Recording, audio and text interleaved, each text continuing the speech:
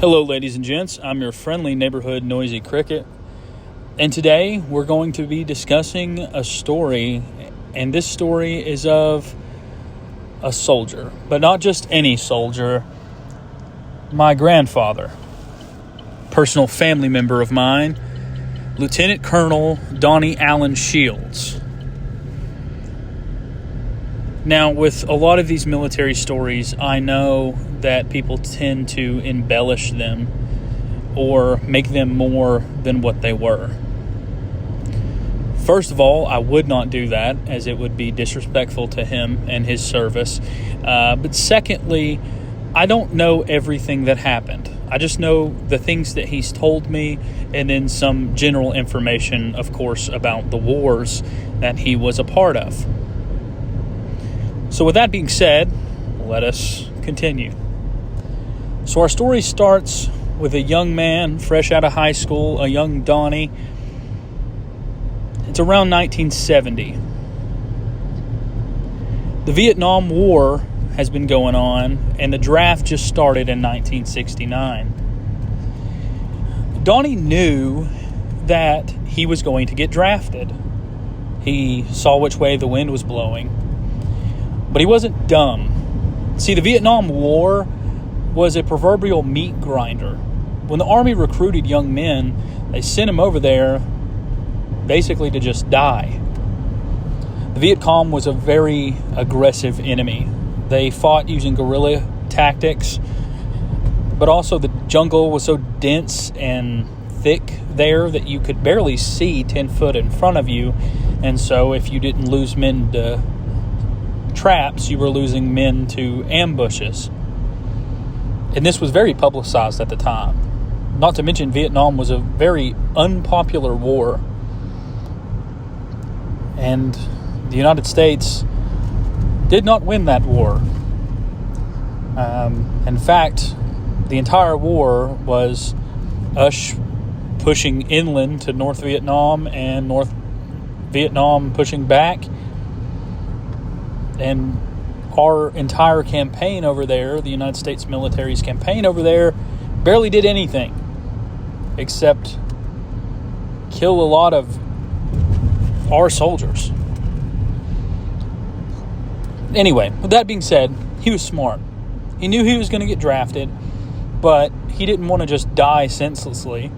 So he joined the Navy voluntarily. Why is this important? Well, the Navy didn't see a lot of direct combat operation during Vietnam, and it was a much better place to be at on a boat in the sea than in a Vietnam jungle getting shot at, or worse, getting killed.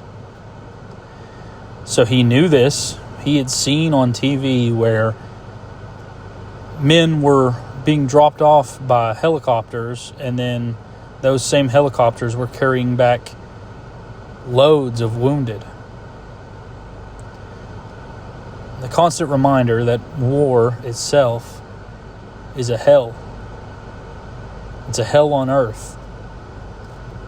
Seeing young men be torn apart or severely injured or killed in a foreign land. So he served with the Navy on a battleship after he went to basic. He had told me what battleship he served on, but for full transparency's sake, I don't remember which one it was. Although I do know that he served on this battleship for some years before moving on to the next step of his career.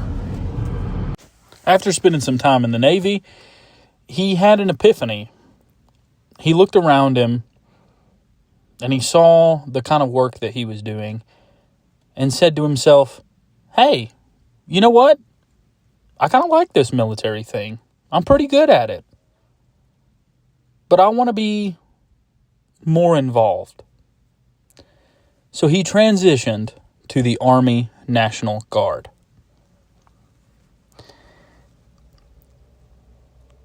It was here in the Guard, the National Guard, that he truly began to rise.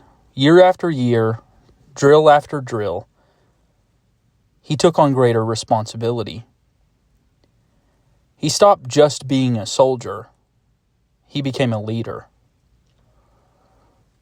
Throughout the 1980s, Donnie was impressive to his superior officers and those in higher command than him. They recommended him for officer school. This is a rare occurrence for enlisted soldiers. Not every enlisted personnel is recommended to attend officer school and become a bona fide officer.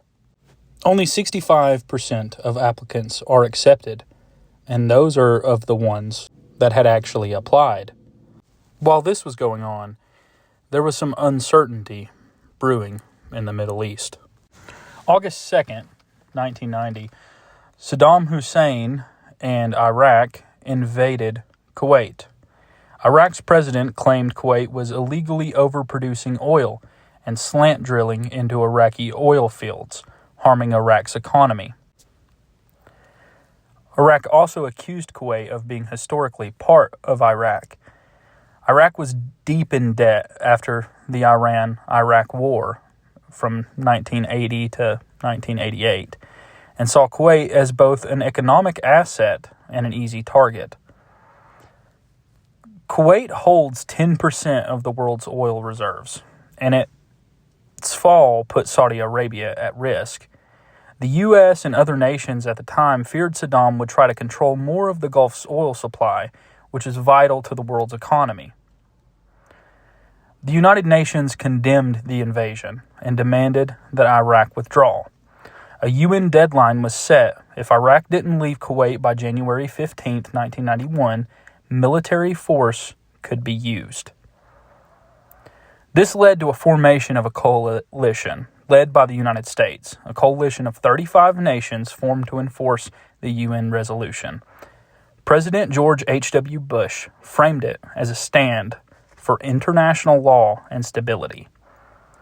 Operation Desert Shield began August 1990 through to January 1991. This was the buildup of coalition troops in Saudi Arabia to protect it and prepare for action. During this time, Donnie was deployed. War was on the horizon, and it didn't look like it could be avoided at this point. I remember that it was around this time that he told me that he got to train with men that he thought were the most badass men in the entire military. You see, officers in the military usually only carry a sidearm. They're supposed to direct their troops, and so a rifle or infantry equipment is usually not necessary for their station. And while he didn't have to, he completely optionally chose to train with the U.S. Army Rangers in marksmanship with his pistol, the Beretta M9.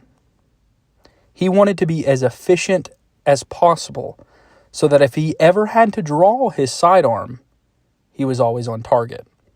After receiving expert marksman training from the U.S. Army Rangers, of course, he deployed with the 196th Artillery Brigade, based out of Tennessee. As you can see their badge here. It was also around this time where one of my favorite stories that he ever told me had occurred. He said that unbeknownst to him and his men had drove through an active minefield. Minefields were commonplace in this area. It was a good military deterrent as, of course, in the desert, everything looks the same. And when everything looks the same, there's no markers indicating where things are or where certain things could be avoided. And he drove through an active minefield, sustaining no injuries to himself or his men, getting them successfully to the other side.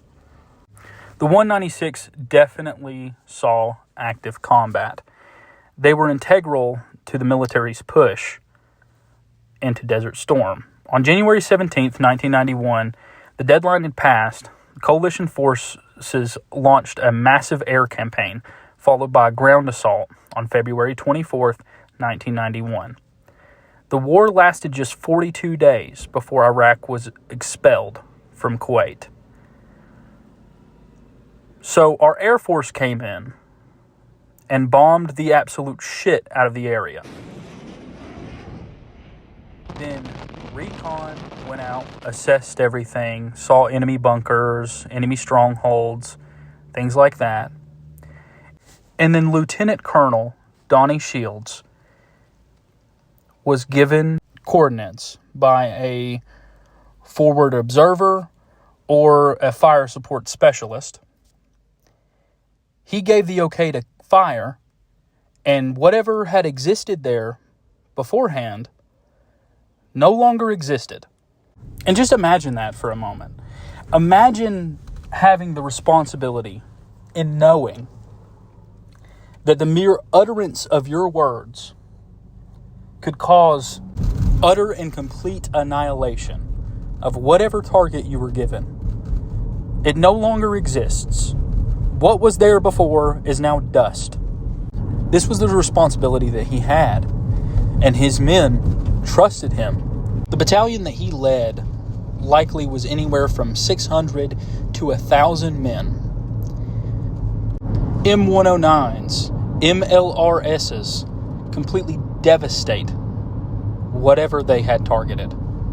A single firing mission from his artillery brigade could turn the tide of a skirmish or save an Allied unit from being overwhelmed. His position was invaluable. But of course, war is not without a cost. Knowing that these men would have to have other people raise their children would have to weigh heavy on the conscience of any soldier, and even more so on Lieutenant Colonel Donnie Shields, knowing that he commanded a fire assault, ending the lives of these men. So this isn't taken lightly. However, as I've heard him say before, you shoot at them because they're shooting at you, and if it comes down to it, and it's either us or you, it's going to be you, courtesy of the United States military.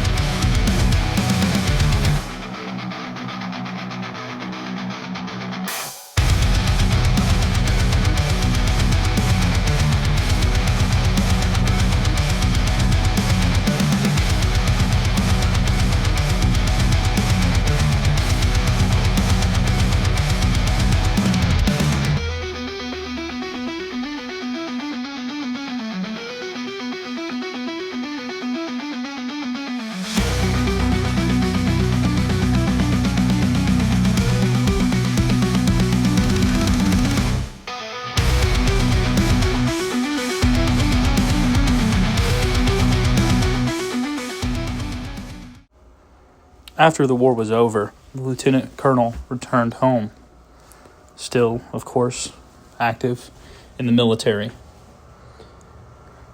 His superiors wanted to promote him to a full bird colonel, but what this would mean for him and his family is that he would have to move to Washington, D.C. This ultimately was too much of an ask for Lieutenant Colonel Shields. He loved his country. He served it proudly. However, in doing this, in being promoted to a full bird colonel, he would be uprooting his family, taking them away from everything that they had known, and sacrificing their normal. When it came down to choosing between the advancement of his career to push further, which by all metrics and means he had earned and deserved, or his family, he chose his family. He spent his final time in the military in command of the National Guard base off of Holtzclaw in Chattanooga, Tennessee. There, he passed down what he knew to his junior officers and the men that served under him. Any lessons that he learned, any experiences that he had, he passed them all to the next generation, as any good leader should. And when he retired with a Bronze Star for meritorious service in Desert Storm, the Army Commendation Medal, or ARCOM, which is common for officers in their leadership and advancement roles, the Army Achievement Medal for smaller accomplishments, the National Defense Service Medal for anyone who served during wartime, the Southwest Asia Service Medal for Desert Storm and Desert Shield deployments, the Kuwait Liberation Medal, awarded by foreign governments post-Gulf War, the Armed Forces Reserve Medal for Guard or Reserve duty for over 10 years, the Army Service Ribbon for completing initial entry training, the Overseas Ribbon for tours overseas, especially in combat zones, the Meritorious Service Medal for long-term excellence and command leadership, an Expert Pistol Marksmanship Badge, likely earned through his Ranger firearms training. He also wore his Field Artillery insignia, which was part of his branch ID, and his Combat or Non-Combat Leadership Badge, which possibly was combat since he served in leadership while he was under fire. He also was bestowed silver oak leaf insignias on his collar and a beret or a service cap, depending on what uniform he wore. These are, of course, the awards that he's earned that I know about, and there's countless other ribbons and accolades that he achieved. However, with that being said, he would not claim to be a war hero. He was very passionate about being a serviceman in service to his country. He is a patriot and would like to be remembered as such. Although the countless men that served under him and took orders and commands for him, and the lives that he likely saved by his strategic and quick thinking under pressure, will never forget him. He wishes to be remembered as a patriot. To this day, he has, hanging on a flagpole, the United States flag, the United States Army flag, and the United States Navy flag. He has never once allowed his United States flag to touch the ground. He always follows protocol, even at home, as a citizen, as a retired lieutenant colonel. He still takes his body, worn, broken, from battling not only wars, but battling cancer as well, and removes the country's flag with honor and respect, never allowing it to touch the ground. When you see this man, you probably think he's just another old guy, but he is a patriot. He was one hell of a soldier, and one hell of a lieutenant colonel. Lieutenant Colonel Donnie Shields was one badass man. I'll end this video with this, him singing a song, strumming his guitar, which he told me he did often when he was on tour to comfort his men. But before I do that, I would just like to summarize very quickly why I did this video in the first place. So many soldiers, like my grandfather, fought overseas for the country that they love out of sheer patriotism, and their stories go completely untold and unknown. And I didn't want that to be his legacy. I didn't want his story not to be known.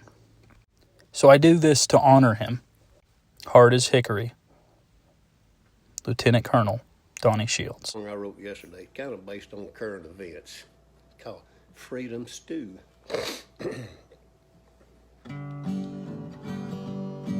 There's a big black cloud over a nation, and its Congress full of sin. The price of our freedom's too high to give up. It can't be forgotten again. When Congress is cleansed and they get what's due, their dreams of peace come true. We'll all be drinking from the victory cup and eating that freedom stew. Well, eating freedom stew with the heart that's true underneath the sky of blue. We'll all be drinking from the victory cup and eating that freedom stew. When they find out how to quit lying and the truth is finally known, when hatred stops without any duels and the virus is finally gone, one of these days when the hate clears up, our trust comes shining through, we'll all be united and sit and sup, eating that freedom stew. Well, eating freedom stew with the heart that's true underneath the sky of blue.